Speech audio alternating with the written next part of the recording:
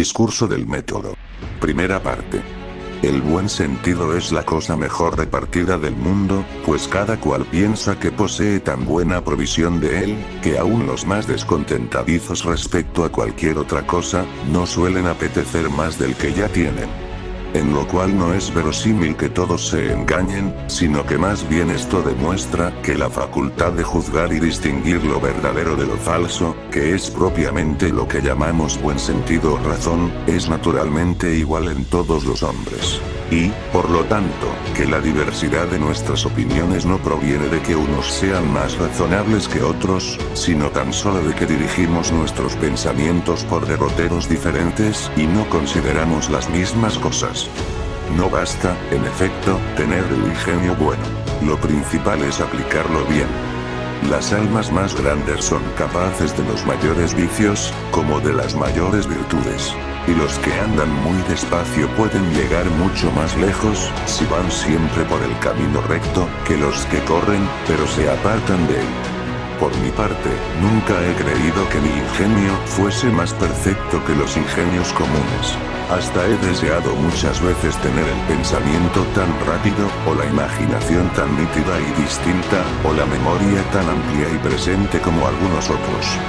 Y no sé de otras cualidades sino esas, que contribuyen a la perfección del ingenio. Pues en lo que toca a la razón o al sentido, siendo, como es, la única cosa que nos hace hombres y nos distingue de los animales, quiero creer que está entera en cada uno de nosotros y seguir en esto la común opinión de los filósofos, que dicen que el más o el menos es solo de los accidentes, mas no de las formas o naturalezas de los individuos de una misma especie. Pero, sin temor, puedo decir que creo que fue una gran ventura para mí el haberme metido desde joven por ciertos caminos, que me han llevado a ciertas consideraciones y máximas, con las que he formado un método, en el cual paréceme que tengo un medio para aumentar gradualmente mi conocimiento y elevarlo poco a poco hasta el punto más alto a que la mediocridad de mi ingenio y la brevedad de mi vida puedan permitirle llegar. Pues tales frutos he recogido ya de ese método, que aun cuando en el juicio que sobre mí mismo hago, procuro siempre inclinarme del lado de la desconfianza mejor que del de la presunción, y aunque al mirar con ánimo filosófico las distintas acciones y empresas de los hombres no hallo casi ninguna que no me parezca vana e inútil, sin embargo, no deja de producir en mí una extremada satisfacción el progreso que pienso haber realizado ya en la investigación de la verdad, y concibo tales esperanzas para el porvenir. 5. Que si entre las ocupaciones que embargan a los hombres, puramente hombres, hay alguna que sea sólidamente buena e importante, me atrevo a creer que es la que yo he elegido por mía. Puede ser, no obstante, que me engañe, y acaso lo que me parece oro puro y diamante fino no sea sino un poco de cobre y de vidrio. Sé cuán expuestos estamos a equivocarnos cuando de nosotros mismos se trata, y cuán sospechosos deben sernos también los juicios de los amigos que se pronuncian en nuestro favor. Pero me gustaría dar a conocer en el presente discurso los caminos que he seguido y representar en ellos mi vida como en un cuadro, para que cada cual pueda formar su juicio, y así, tomando luego conocimiento, por el rumor público, de las opiniones emitidas, sea este un nuevo medio de instruirme, que añadiré a los que acostumbro emplear. Mi propósito, pues, no es el de enseñar aquí el método que cada cual ha de seguir para dirigir bien su razón, sino solo exponer el modo como yo he procurado conducir la mía. 6. Los que se meten a dar preceptos, deben estimarse más hábiles que aquellos a quienes los dan, y son muy censurables si faltan en la cosa más mínima. Pero como yo no propongo este escrito, sino a modo de historia o, si preferís, de fábula, en la que, entre ejemplos que podrán imitarse, irán acaso otros también que con razón no serán seguidos, espero que tendrá utilidad para algunos, sin ser nocivo para nadie, y que todo el mundo agradecerá mi franqueza. Desde mi niñez fui criado en el estudio de las letras, y como me aseguraban que por medio de ellas se podía adquirir un conocimiento claro y seguro de todo cuanto es útil para la vida, sentía yo un vivísimo deseo de aprenderlas. Pero tan pronto como hube terminado el curso de los estudios, cuyo remate suele dar ingreso en el número de los hombres doctos, cambié por completo de opinión. pues me embargaban tantas dudas y errores, que me parecía que, procurando instruirme, no había conseguido más provecho que el de descubrir cada vez más mi ignorancia. Y, sin embargo, estaba en una de las más famosas escuelas de Europa 7, en donde pensaba yo que debía haber hombres sabios, si los hay en algún lugar de la Tierra. Allí había aprendido todo lo que los demás aprendían. Y no contento aún con las ciencias que nos enseñaban, recorrí cuantos libros pudieron caer en mis manos referentes a las ciencias que se consideran como las más curiosas y raras. Conocía, además, los juicios que se hacían de mi persona, y no veía que se me estimase en menos que a mis condiscípulos, entre los cuales algunos había ya destinados a ocupar los puestos que dejaran vacantes nuestros maestros. Por último, parecían en nuestro siglo tan floreciente y fértil en buenos ingenios, como haya sido cualquiera de los precedentes. Por todo lo cual me tomaba la libertad de juzgar a los demás por mí mismo, y de pensar que no había en el mundo doctrina alguna como la que se me había prometido anteriormente. No dejaba por eso de estimar en mucho los ejercicios que se hacen en las escuelas. Sabía que las lenguas que en ellas se aprenden son necesarias para la inteligencia de los libros antiguos, que la gentileza de las fábulas despierta el ingenio, que las acciones memorables que cuentan las historias lo elevan, y que, leídas con discreción, ayudan a formar el juicio, que la lectura de todos los buenos libros es como una conversación con los mejores ingenios de los pasados siglos que los han compuesto, y hasta una conversación estudiada en la que no nos descubren sino lo más selecto de sus pensamientos, que la elocuencia posee fuerzas y bellezas incomparables, que la poesía tiene delicadezas y suavidades que arrebatan, que en las matemáticas hay sutilísimas invenciones que pueden ser de mucho servicio, tanto para satisfacer a los curiosos, como para facilitar las artes todas, y disminuir el trabajo de los hombres. Que los escritos que tratan de las costumbres encierran varias enseñanzas y exhortaciones a la virtud, todas muy útiles. Que la teología enseña de ganar el cielo. Que la filosofía proporciona medios para hablar con verosimilitud de todas las cosas y hacerse admirar de los menos sabios 8. Que la jurisprudencia, la medicina y demás ciencias honran y enriquecen a quienes las cultivan. Y, por último, que es bien haberlas recorrido todas, aun las más supersticiosas y las más falsas, para conocer su justo valor y no dejarse engañar por ellas. Pero creía también que ya había dedicado bastante tiempo a las lenguas, e incluso a la lectura de los libros antiguos, y a sus historias y a sus fábulas. Pues es casi lo mismo conversar con gentes de otros siglos que viajar. Bueno es saber algo de las costumbres de otros pueblos, para juzgarlas del propio con mejor acierto, y no creer que todo lo que sea contrario a nuestras modas es ridículo y opuesto a la razón, como suelen hacer los que no han visto nada. Pero el que emplea demasiado tiempo en viajar acaba por tornarse extranjero en su propio país. Y al que estudia con demasiada curiosidad lo que se hacía en los siglos pretéritos, ocúrrele de ordinario que permanece ignorante de lo que se practica en el presente. Además, las fábulas son causa de que imaginemos como posibles acontecimientos que no lo son.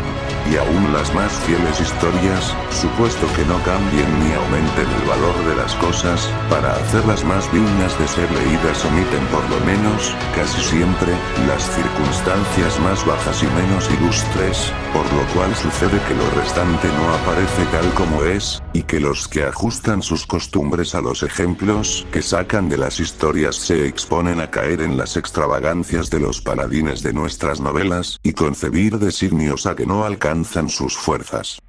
Estimaba en mucho la elocuencia y era un enamorado de la poesía, pero pensaba que una y otra son dotes del ingenio más que frutos del erudito. Los que tienen más robusto razonar y digieren mejor sus pensamientos para hacerlos claros e inteligibles son los más capaces de llevar a los ánimos la persuasión sobre lo que proponen, aunque hablen una pésima lengua y no hayan aprendido nunca retórica. Y los que imaginan las más agradables invenciones, sabiéndolas expresar con mayor ornato y suavidad, serán siempre los mejores poetas, aun cuando desconozcan el arte poético.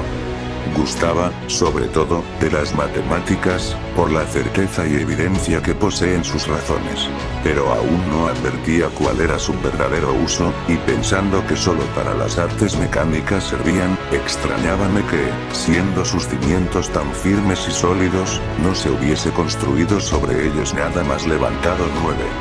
Y, en cambio, los escritos de los antiguos paganos, referentes a las costumbres, comparábalos con palacios muy soberbios y magníficos, pero construidos sobre arena y barro. Levantan muy en alto las virtudes y las presentan como las cosas más estimables que hay en el mundo, pero no nos enseñan bastante a conocerlas, y muchas veces dan ese hermoso nombre a lo que no es sino insensibilidad, orgullo, desesperación o parricidio 10. Profesaba una gran reverencia por nuestra teología y, como cualquier otro, pretendía ya ganar el cielo. Pero habiendo aprendido, como cosa muy cierta, que el camino de la salvación está abierto para los ignorantes como para los doctos, y que las verdades reveladas que allá conducen están muy por encima de nuestra inteligencia, nunca me hubiera atrevido a someterlas a la flaqueza de mis razonamientos, pensando que para acometer la empresa de examinarlas y salir con bien de ella era preciso alguna extraordinaria ayuda del cielo, y ser, por lo tanto, algo más que hombre.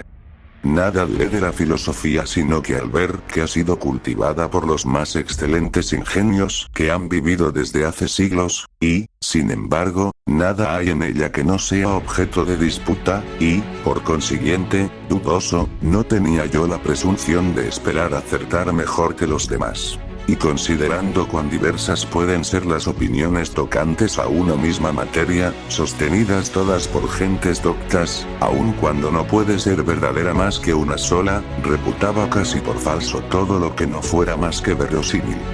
Y en cuanto a las demás ciencias, ya que toman sus principios de la filosofía, pensaba yo que sobre tan endebles cimientos, no podía haberse edificado nada sólido. Y ni el honor ni el provecho, que prometen, eran bastante para invitarme a aprenderlas. Pues no me veía, gracias a Dios, en tal condición que hubiese de hacer de la ciencia un oficio con que mejorar mi fortuna, y aunque no profesaba el desprecio de la gloria a lo cínico, sin embargo, no estimaba en mucho aquella fama, cuya adquisición solo merced a falsos títulos puede lograrse. Y, por último, en lo que toca a las malas doctrinas, pensaba que ya conocía bastante bien su valor, para no dejarme burlar ni por las promesas de un alquimista, ni por las predicciones de un astrólogo, ni por los engaños de un mago, ni por los artificios o la presunción de los que profesan saber más de lo que saben. Así, pues, tan pronto como estuve en edad de salir de la sujeción en que me tenían mis preceptores, abandoné del todo el estudio de las letras. Y, resuelto a no buscar otra ciencia que la que pudiera hallar en mí mismo o en el gran libro del mundo, empleé el resto de mi juventud en viajar, en ver cortes y ejércitos 11, en cultivar la sociedad de gentes de condiciones y humores diversos, en recoger varias experiencias, en ponerme a mí mismo a prueba en los casos que la fortuna me deparaba, y en hacer siempre tales reflexiones sobre las cosas que me presentaban que pudiera sacar algún provecho de ellas.